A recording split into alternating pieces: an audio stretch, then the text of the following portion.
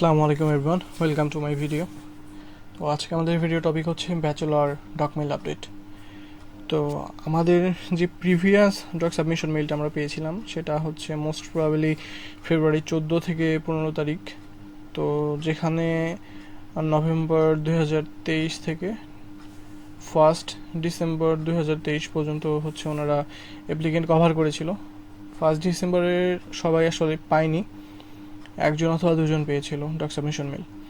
তো এরপর সোফার মার্চ 16 তারিখের আগে কোনো ডক সাবমিশন মেল প্রোভাইড করা হয়নি এম্বাসি থেকে।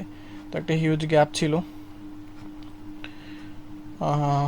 যেহেতু মার্চ মাসে এখানে আমাদের রমাদান মাস চলছে, ঈদের জন্য হচ্ছে এম্বাসি কিছুদিনের জন্য অফ থাকে। তো আমরা সবাই ভেবে নিয়েছিলাম যে ডক সাবমিশন মেল হয়তো বা মার্চ মাসে আসবে, না আসলেও হচ্ছে লাস্ট পোর্শনের দিকে আসবে।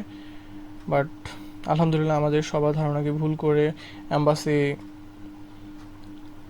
তাদের ডক সাবমিশন মেলটা প্রোভাইড করেছে ব্যাচেলর অ্যাপ্লিকেন্টদের জন্য, যা কিনা গত 16ই মার্চ প্রোভাইড করা হয়েছে, যেখানে 165 জন plus applicant doc submission mail পেয়েছে, যেটা একটা huge amount of doc submission. তো এটা আসলে একটা লার্জেস্ট ডক মেল রিলিজ করেছে অ্যাম্বাসি। যেই ডক মেলে হচ্ছে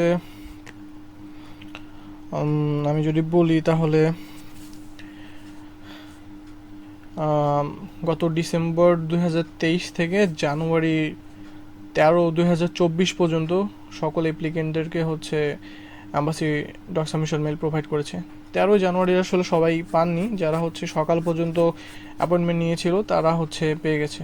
তো এই সাথে হচ্ছে 2023 সালের যত অ্যাপ্লিকেন্ট ছিল তাদের সবাইকে কিন্তু মানে এম্বাসি কভার করে ফেলেছে অলরেডি। তারা জানুয়ারি 13 তারিখ 2024 মানে 2024 সালে তারা চলে এসেছেন। তো ইনশাল্লাহ আগের থেকে এম্বাসি অনেক ফাস্ট হয়ে গিয়েছে। তো আমরা যদি এখানে দেখি যে মিনিমাম ওয়েটিং পিরিয়ড হচ্ছে 26 মাস 3 দিন আর ম্যাক্সিমাম ওয়েটিং পিরিয়ড হচ্ছে 27 মাস 15 দিন, যা কিনা আগের তুলনায় অনেক কম। আগে আমরা দেখেছি 28-29 মাস পর্যন্তও হচ্ছে ওয়েটিং পিরিয়ড ছিল, বাট এখন অনেকাংশেই কমে এসেছে। ইনশাআল্লাহ অ্যাম্বাসি যেভাবে ফাস্ট এগোচ্ছে, তো সামনের দিকে নিয়েও হচ্ছে অ্যাম্বাসি এই ধারাটাকে অব্যাহত রাখবে আমি মনে করি।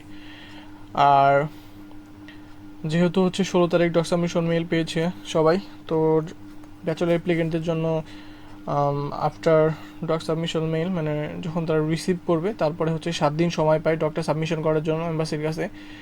তো তাদের ডক সাবমিশন মেইলের যে ডেডলাইন রয়েছে সেটা হচ্ছে 23 মার্চ দুপুর 1:15 পর্যন্ত। এর মধ্যে হচ্ছে ওনাদের সবাইকে ডকটা সাবমিশন করতে হবে এম্বাসির কাছে।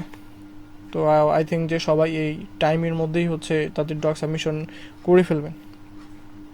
আর রিগার্ডিং দিস আমি যদি বলি, মেইন যে টার্মিনোলজিগুলো রয়েছে এখানে, ব্যাচেলর অফার লেটার রয়েছে, IELTS স্কোর রয়েছে, ব্লক অ্যাকাউন্ট ডিটেলস রয়েছে। তো আমার সাজেশন থাকবে আপনারা যারা অলরেডি ডকুমেন্ট পেয়েছেন তারা কাইন্ডলি পেপারসগুলো যত তাড়াতাড়ি সম্ভব রেডি করে অ্যাম্বাসির কাছে প্রোভাইড করে দেন, ডকুমেন্ট সাবমিশনটা করে ফেলুন।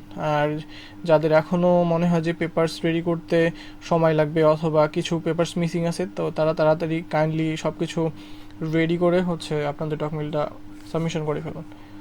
আর অনেকেই রয়েছেন হয়তোবা যে আপনাদের এখনও ব্লক অ্যামাউন্ট রেডি করতে প্রবলেম হচ্ছে, কারণ যেহেতু ঈদের টাইম, তো এখানে একটা সরকারি অফের টেন্ডেন্সি আছে। তো এই সময় হচ্ছে ব্যাংক অফ থাকে, তো আপনাদের হয়তোবা মানি ট্রান্সফার করতে ইস্যু হতে পারে। তো যদি দেখেন যে আপনাদের এই টাইমের মধ্যে আপনারা কভার করতে পারতেছেন না, আপনাদের সব পেপার রেডি করতে পারছেন না, তো কাইন্ডলি আপনারা হচ্ছে যখন ডকুমেন্ট সাবমিশন করবেন, অবশ্যই ডকুমেন্ট সাবমিশন করবেন, সেখানে হচ্ছে আপনাদের অ্যাপোলজি স্টেটমেন্টটা প্রোভাইড করবেন অ্যাম্বাসির কাছে যে আপনারা কী জন্য হচ্ছে এটা করতে পারতেছেন না। তো আপনাদের যে পেপারস মিসিং থাকবে তো সেগুলো সব কিছু নিয়ে হচ্ছে আপনারা অ্যাপোলজি স্টেটমেন্টটা ডকুমেন্ট সাবমিশনের ক্ষেত্রে সেখানে অ্যাড করে ইনক্লুড করে হচ্ছে আপনারা সাবমিট করবেন। তো আই থিঙ্ক যখন আপনার ইন্টারভিউর জন্য আপনাদেরকে কল করবে তখন এম্বাসি এই বিষয়গুলো হচ্ছে আপনাদেরকে কনসিডার করবে। তো তারাও জানে যে এই টাইমের মধ্যে হচ্ছে ব্যাংকে এইরকম হচ্ছে ইস্যুস হয়, অথবা আপনাদের যদি কোনো পার্সোনাল ইস্যু থাকে সেটাও হচ্ছে আপনারা তখন ইন্টারভিউয়ের সময় তাদেরকে বুঝাই বলবেন। তো আই থিঙ্ক যে তারা এটা কনসিডার করবে। তারা বরাবরই এরকম যে আপনাদের মুভমেন্টগুলো হয়, তো ওনারা হচ্ছে এগুলো অনেক ভালোভাবে হ্যান্ডেল করে থাকে। তো আই থিঙ্ক আপনাদের প্রবলেম হওয়ার কথা না।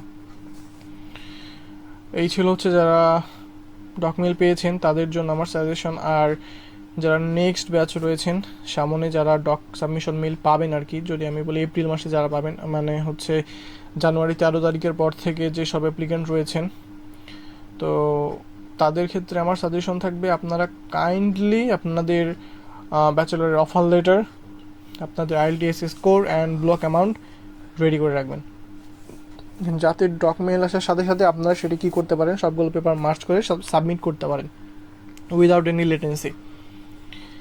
আর যারা এখনও ভাবছেন যে হচ্ছে আপনারা জার্মান নিয়ে এখনও কনসার্ন না, এখনও সিরিয়াস না, আপনারা হেলায় দোলায় পার করছেন বিষয়গুলা, আপনারা সিরিয়াসলি নিচ্ছেন না, তো আপনাদের ক্ষেত্রে আমার রিকোয়েস্ট থাকবে ভাই আপনারা হচ্ছে আপনাদের যে অ্যাপয়েন্টমেন্ট আছে সেটা ক্যান্সেল করে দিন।